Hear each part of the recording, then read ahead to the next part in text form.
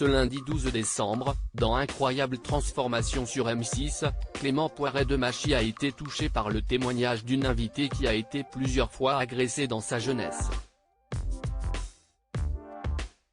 Un récit qui l'a ramené à ce qu'il lui a vécu.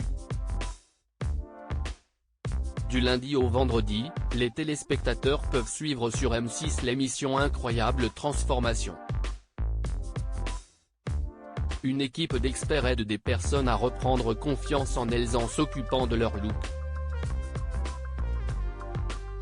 Début 2022, une nouvelle recrue a débarqué dans le programme.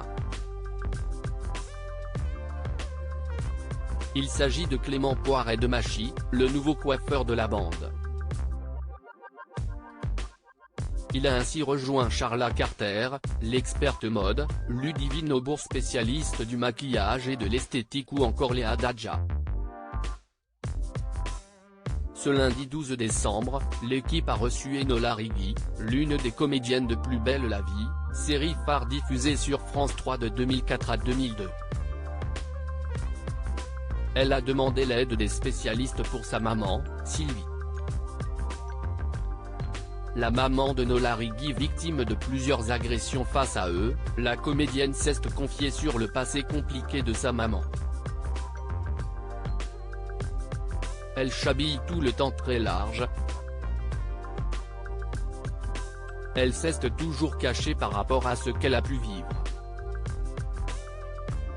Elle n'a pas eu la vie toujours facile. Elle a subi des agressions quand elle était plus jeune.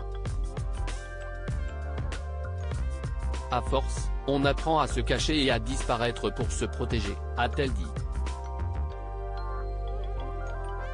Si elle ne sait pas exactement le nombre de fois où elle s'est fait agresser, Enola Righi a pu préciser que ça lui était arrivé très jeune.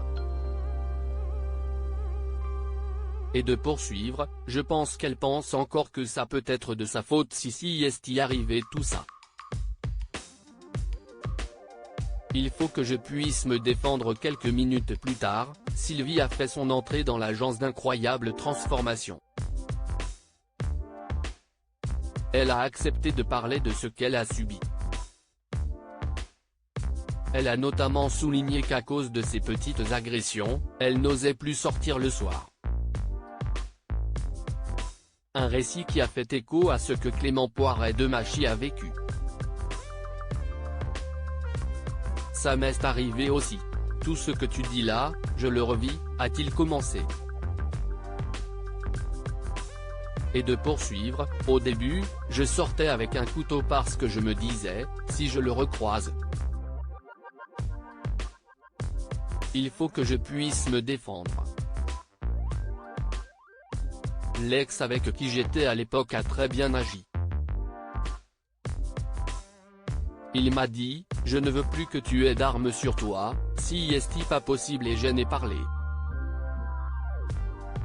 De libérer la parole, il y a beaucoup de choses que tu comprends. Si est pas toi la fautive. À lire aussi, je pense qu'il s'est un peu oublié, la mère de Charles Vassal, Lechti, lui rend un émouvant hommage dans Incroyable transformation.